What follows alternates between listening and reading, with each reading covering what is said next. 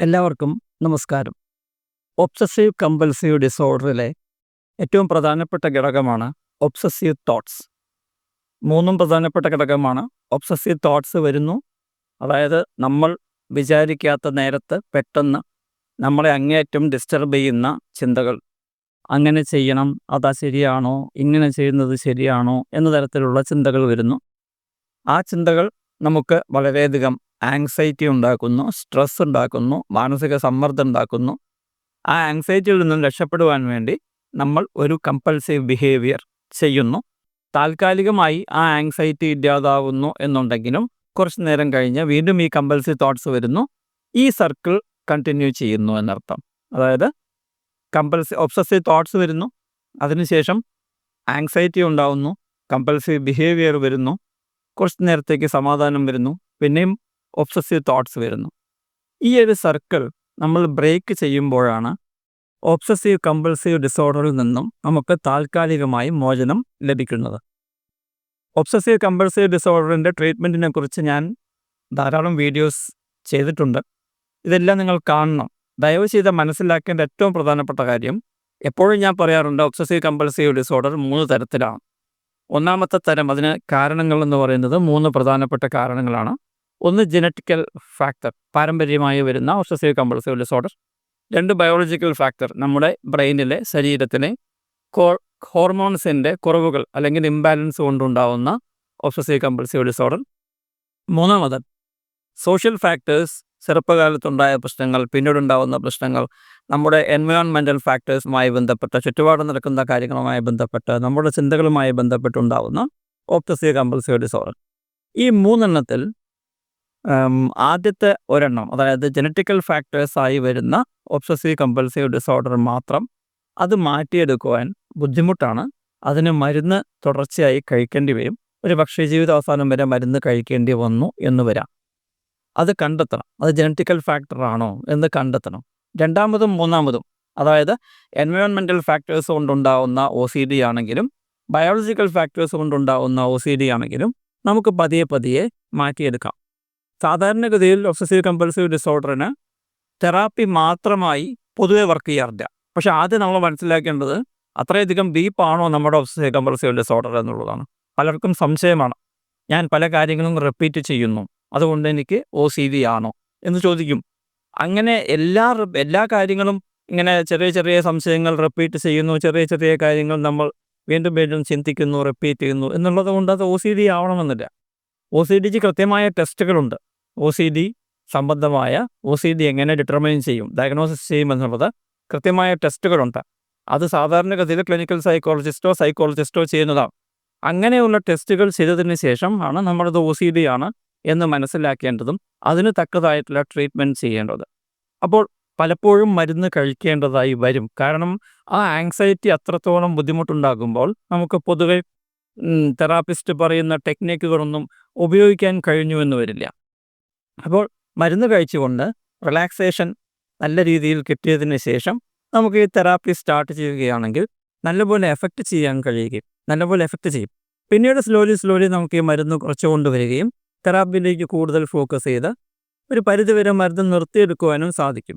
പിന്നീട് കുറേ ദിവസം കഴിയുമ്പോൾ ഈ പറയുന്ന ഒബ്സസീവ് തോട്ട്സ് പതിയെ പതിയെ കുറഞ്ഞു വരുന്നു, അതുമായി ബന്ധപ്പെട്ട ആങ്സൈറ്റികൾ കുറഞ്ഞു വരുന്നു, സ്വാഭാവികമായിട്ടും കമ്പൽസീവ് ബിഹേവിയറും കുറഞ്ഞു വരുന്നു.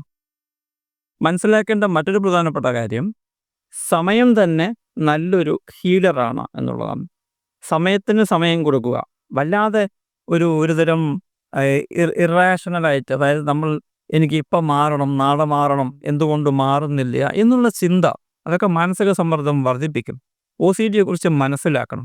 OCD എന്ന് പറയുന്നത് കുറേ ദിവസം ട്രീറ്റ് ചെയ്താൽ മാത്രം മാറുന്ന ഒരു പ്രശ്നമാണ്. ആദ്യം OCD എന്താണെന്ന് മനസ്സിലാക്കണം, OCD ഉണ്ടോ എന്ന് മനസ്സിലാക്കണം, അതിൻ്റെ സ്ട്രെസ്സിനെ കുറിച്ച് മനസ്സിലാക്കണം, അതിൻ്റെ മാനസിക സമ്മർദ്ദത്തെക്കുറിച്ച് മനസ്സിലാക്കണം, മാനസിക സമ്മർദ്ദം വരുന്ന വഴികളെക്കുറിച്ച് മനസ്സിലാക്കണം. അങ്ങനെ കുറേ കാര്യങ്ങളുണ്ട്. അതെല്ലാം തെറാപ്പിസ്റ്റ്, സൈക്കോളജിസ്റ്റ് നിങ്ങൾക്ക് കൃത്യമായി പറഞ്ഞു തരേണ്ട വിഷയങ്ങളാണ്. ഈ വീഡിയോയിൽ ഞാൻ പറയുന്നത് ഒബ്സസീവ് തോട്ട്സിനെ പൊതുവെ നമ്മൾ എങ്ങനെ കാണണം എന്നുള്ളതാണ്. ഒബ്സസീവ് തോട്ട്സിനെ നമ്മൾ കാണേണ്ടത് എങ്ങനെയാണ്? നമ്മൾ സാധാരണഗതിയിൽ കാണുന്നത് അവ ഇൻട്രൂസീവ് തോട്ട്സ് ആണ്. ഞാൻ ആഗ്രഹിക്കാത്തത് വീണ്ടും വീണ്ടും വരുന്നു. അങ്ങനെ വരുമ്പോൾ ഞാൻ അതിന് വശംവദനാവുന്നു, അതിനെക്കുറിച്ച് കൂടുതൽ ചിന്തിക്കുന്നു, അതിനെക്കുറിച്ച് കാറ്റസ്ട്രോഫൈസ് ചെയ്യുന്നു. എന്ന് പറഞ്ഞാൽ വളരെ കൂടുതൽ ചിന്തിച്ച് അതിൻ്റെ നെഗറ്റീവായ കാര്യങ്ങളിൽ മാത്രം കൂടുതൽ ഫോക്കസ് ചെയ്ത് ഞാൻ ചിന്തിക്കുന്നത് കൊണ്ട് എനിക്ക് കൂടുതൽ ആങ്സൈറ്റി ഉണ്ടാകുന്നു. ഇറാഷണൽ തോട്ട്സ് വരരുത്. ഇറാഷണൽ തോട്ട്സ് വന്നു കഴിഞ്ഞാൽ ഞാൻ അങ്ങേയറ്റം ഡിസ്റ്റർബ്ഡ് ആവുകയാണ്. അത് ദാ വരുന്നു, അത് കഴിഞ്ഞ പ്രാവശ്യവും വന്നു, ഇനി എപ്പോൾ വരും എന്നെല്ലാം ചിന്തിക്കുമ്പോൾ ഓട്ടോമാറ്റിക്കലി നമുക്ക് സ്ട്രെസ്സ് കൂടുകയാണ്. സ്ട്രെസ്സ് കൂടുമ്പോൾ ഈ ചിന്തകൾ വീണ്ടും വരും. അപ്പോൾ സ്ട്രെസ് മാനേജ്മെൻറ്റ് വളരെ പ്രധാനപ്പെട്ട ഘടകമാണ്. ഇവിടെ ഞാൻ ഈ പറയുന്ന ചിന്തകളെ ഒരു ബുള്ളി, അതായത് നമ്മളെ എപ്പോഴും ഡിസ്റ്റർബ് ചെയ്യുന്ന, ഉപദ്രവിക്കുന്ന ഒരു ക്യാരക്ടറായി നാം സങ്കല്പിക്കുകയാണ്. ഉദാഹരണത്തിന്, നിങ്ങൾ സ്കൂളിൽ പഠിക്കുന്ന ഒരു കാലമാണെന്ന് വിചാരിക്കുക. നിങ്ങളുടെ ക്ലാസ്സിൽ വളരെ വികൃതിയായൊരു വ്യക്തിയുണ്ട്, ഒരു കുട്ടിയുണ്ട്. ആ വികൃതിയായ കുട്ടി മറ്റുള്ള കുട്ടികളെയെല്ലാം നല്ല രീതിയിൽ ഉപദ്രവിക്കും. ശാരീരികമായി അല്ലെങ്കിലും പക്ഷെ മാനസികമായി ഉപദ്രവിക്കാറുണ്ട്. ഒരു ഉദാഹരണത്തിന്, ഒരു ഗ്രൗണ്ടിൽ 3 കുട്ടികൾ നിൽക്കുന്നു. ഈ ബുള്ളി ചെയ്യുന്ന, ഉപദ്രവിക്കുന്ന കുട്ടി ഈ 3 പേരെയും സമീപിക്കുന്നു. വ്യത്യസ്ത സ്ഥലങ്ങളിലാണെന്ന് വിചാരിക്കും. 1, 2, 3. ഒന്നാമത്തെ കുട്ടിയെ സമീപിച്ച് പറയുന്നു, നീ ഒരു മണ്ടനാണ്, നീ മണ്ടനാണ് എന്നെനിക്ക് നല്ലപോലെ അറിയാം. നിനക്ക് പല സ്വഭാവവിശേഷങ്ങളുമുണ്ട്, മറ്റുള്ളവർ അറിയാത്ത പല നെഗറ്റീവായിട്ടുള്ള സ്വഭാവവിശേഷങ്ങളുമുണ്ട്. നീ എനിക്ക് ഇപ്പോൾ പുറത്തു നിന്നും ഒരു ഐസ്ക്രീം വാങ്ങി തന്നില്ലെങ്കിൽ നിൻ്റെ ഈ മണ്ടത്തരങ്ങൾ, ഈ നിൻ്റെ സ്വഭാവവിശേഷങ്ങൾ ഞാൻ ലോകം മുഴുവൻ പറയും എന്ന് ഒന്നാമത്തെ കുട്ടിയോട് പറയുന്നു. രണ്ടാമത്തെ കുട്ടിയോട് പറയുന്നു ഇതേ ഡയലോഗ്, രണ്ടാമത്തെ കുട്ടിയോടും പറയുന്നു. ഇതേ ഡയലോഗ് ഫുട്ബോൾ കളിച്ചുകൊണ്ടിരിക്കുന്ന മൂന്നാമത്തെ കുട്ടിയോടും പറയുന്നു. ഈ 3 കുട്ടികളും വളരെ വ്യത്യസ്തമായ രീതിയിൽ ഇവനോട് പെരുമാറിയാണ്. ഒന്നാമത്തെ കുട്ടി ഇവൻ പറഞ്ഞത് കേട്ട് ആകെ വിളറി വെളുത്ത് വഷളായി ടെൻഷൻ അടിച്ച് ഇവൻ്റെ കൂടെ പോയി അവന് ഐസ്ക്രീം വാങ്ങിച്ചു കൊടുക്കുന്നു. രണ്ടാമത്തെ കുട്ടി പറയുകയാണ്, എടോ, ഞാൻ മണ്ടനല്ല എന്നെനിക്കറിയാം, എനിക്ക് ഇത്തരം പ്രശ്നങ്ങളൊന്നുമില്ല എന്നെനിക്കറിയാം, നീ മറ്റുള്ളവരോട് ഇതെല്ലാം പോയി പറഞ്ഞാലും എനിക്കൊരു ചുക്കുമില്ല എന്ന് രണ്ടാമത്തെ കുട്ടി അവനോട് പറയുന്നു. മൂന്നാമത്തെ കുട്ടി ഇവനെ ടോട്ടലി അവഗണിച്ച്, ഇവനാണ് മണ്ടൻ, ഈ മണ്ടനോട് സംസാരിച്ചിട്ട് വലിയ കാര്യമൊന്നുമില്ല എന്ന് വിചാരിച്ച് മൂന്നാമത്തെ കുട്ടി ഇവനെ ടോട്ടലി അവഗണിച്ച് അവൻ കളിക്കാൻ പോകുന്നു. ഈ 3 എക്സാമ്പിൾസിൽ നിന്ന് നമുക്ക് മനസ്സിലാവുന്നത് എന്താ? ഈ ബുള്ളി ചെയ്യുന്ന ഈ കുട്ടി, ഉപദ്രവിക്കുന്ന കുട്ടി വീണ്ടും വീണ്ടും അപ്രോച്ച് ചെയ്യാൻ പോകുന്നത് ഒന്നാമത്തെ കുട്ടിയായിരിക്കും. കാരണം ഇവൻ ആ കുട്ടിയെ ബുള്ളി ചെയ്യാൻ പോകുമ്പോൾ അവിടെ നിന്നും, ആ കുട്ടിയിൽ നിന്നും ഇവൻ പ്രതീക്ഷിക്കുന്ന അതേ റിസൾട്ട് ഇവന് കിട്ടുന്നു എന്നുള്ളത് ഇവനൊരു മോട്ടിവേറ്റിംഗ് ഫാക്ടറായി മാറുകയും അതവൻ വീണ്ടും വീണ്ടും ചെയ്യുകയും ചെയ്യുന്നു. അപ്പോൾ ഈ 3 കുട്ടികൾ ഏതാണ് നിങ്ങളുടെ മനസ്സ് എന്ന് നിങ്ങൾ ആദ്യം ചിന്തിക്കുക. അതായത് ഒന്നാമത്തെ കുട്ടിയെ പോലെയാണോ നിങ്ങളുടെ മനസ്സ് ചിന്തിക്കുന്നത്? രണ്ടാമത്തെ കുട്ടിയെ പോലെയാണോ? മൂന്നാമത്തെ കുട്ടിയെ പോലെയാണോ? ഈ ബുള്ളിയിങ് ചെയ്യുന്ന ആ കുട്ടിയാണ് നിങ്ങളുടെ മനസ്സിൽ ഈ ഇൻട്രൂസീവ് തോട്ട്സ് കൊണ്ടുവരുന്ന ഈ കുട്ടിയെന്ന് വിചാരിക്കൂ, കൊണ്ടുവരുന്ന OCD എന്ന് വിചാരിക്കൂ. അങ്ങനെയാണെങ്കിൽ OCD എന്ന് പറയുന്നത് ഒരു ബുള്ളിയിങ് ചൈൽഡാണ്. നിങ്ങളെ മാനസികമായി ഉപദ്രവിക്കാൻ വരുന്ന ഒരു കുട്ടിയാണ് എന്ന് കരുതുക.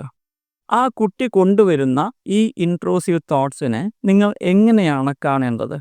ഒന്നാമത്തെ കുട്ടിയെ പോലെ കാണുകയാണെങ്കിൽ, അയ്യോ, ആ ചിന്ത വന്നു കഴിഞ്ഞാൽ ഭയങ്കരമായ ബുദ്ധിമുട്ടും, അതുകൊണ്ട് ഈ ചിന്ത പറയുന്നത് പോലെ അനുസരിക്കുകയേ നിവർത്തിയുള്ളൂ, ഈ ചിന്തയ്ക്ക് വേണ്ടതെല്ലാം ചെയ്തു കൊടുക്കാം, അതിനെ കാറ്റാസ്ട്രോഫൈസ് ചെയ്യാം, അതിനുവേണ്ടി ആൻഷ്യസ് ആവാം, അതിനുശേഷം ഞാൻ കമ്പൽസീവ് ബിഹേവിയർ ചെയ്യാം, എന്നാലേ ഈ ചിന്തയ്ക്ക് സമാധാനമാവൂ എന്ന് കരുതുന്നു.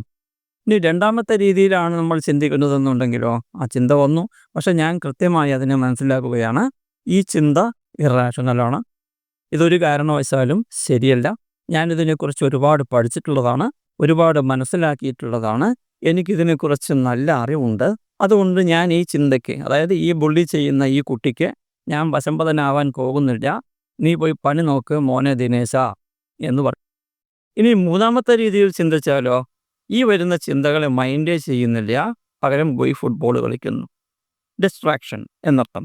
അപ്പോൾ ഈ 3 ചിന്തകളിൽ നിങ്ങൾ ഏതാണ് സ്വീകരിക്കേണ്ടത് എന്നുള്ളതാണ് ഇവിടെ ഏറ്റവും പ്രധാനപ്പെട്ട വിഷയം. പക്ഷേ ഒന്നാമത്തെ രീതിയിലാണ്, അതായത് ഒന്നാമത്തെ കുട്ടി ചിന്തിച്ച പോലെയാണ് നമ്മൾ വിഷമിക്കുന്നത്, കാറ്റാസ്ട്രോഫൈസ് ചെയ്യുന്നത്, ആങ്ഷ്യസ് ആവുന്നത്, അതേപോലെ ഈ കമ്പൽസീവ് ബിഹേവിയർ വീണ്ടും വീണ്ടും ചെയ്യുന്നത് എന്നുണ്ടെങ്കിൽ സ്വാഭാവികമായും ഈ OCD എന്ന് പറഞ്ഞ ബുള്ളിയിങ് ചെയ്യുന്ന കുട്ടി നമ്മളെ ടാർഗറ്റായി കണ്ട് വീണ്ടും വീണ്ടും വീണ്ടും വീണ്ടും നമ്മളെ ഉപദ്രവിച്ചു കൊണ്ടേയിരിക്കും എന്നർത്ഥം. അപ്പോൾ നമ്മൾ വീണ്ടും വീണ്ടും വീണ്ടും ആ കുട്ടി പറയുന്ന മാനസികമായ സമ്മർദ്ദങ്ങൾക്ക് വശംവദനായിക്കൊണ്ട് ആ കുട്ടി പറയുന്നത് പോലെ ചെയ്യും, കണ്ടിന്യൂസ് ആയി ചെയ്യും എന്നർത്ഥം. ഇതാണ് ഒബ്സസീവ് കമ്പൽസീവ് ഡിസോർഡറിൻ്റെ സൈക്കിൾ.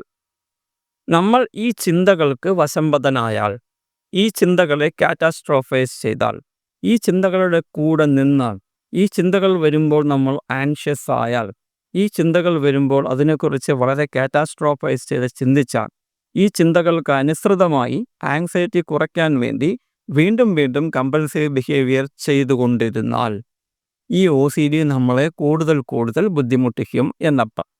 ഇവിടെയാണ് ഒബ്സസീവ് തോട്ട്സിനെ കൺട്രോൾ ചെയ്യേണ്ട സാഹചര്യം വരുന്നത്. കാരണം ഒബ്സസീവ് തോട്ട്സിനെ കൺട്രോൾ ചെയ്യുകയും മാനേജ് ചെയ്യുകയും ചെയ്താൽ മാത്രമേ ആങ്സൈറ്റി ഇല്ലാതാവുന്നുള്ളൂ. ആങ്സൈറ്റി ഇല്ലാതാവുമ്പോഴേ കമ്പൽസീവ് ബിഹേവിയർ ഇല്ലാതാകുന്നുള്ളൂ. അപ്പോൾ OCD ട്രീറ്റ്മെൻറ്റിൻ്റെ തെറാപ്പിയിൽ, CBT തെറാപ്പിയിൽ ബേസിക്കലി നമ്മൾ ചെയ്യുന്നത് സ്ട്രെസ് റിഡക്ഷനാണ്, സ്ട്രെസ് മാനേജ്മെൻ്റാണ്. ഈ സ്ട്രെസ് മാനേജ്മെൻറ്റിലൂടെ നമ്മൾ ചെയ്യുന്നത് നിങ്ങളുടെ ഈ പറയുന്ന ഒബ്സസീവ് തോട്ട്സിനെ മാനേജ് ചെയ്യുന്നത് എങ്ങനെയാണ് എന്നുള്ളതാണ്. അത് മാനേജ് ചെയ്യുവാൻ പല മെത്തേഡ്സ് ഉണ്ട്.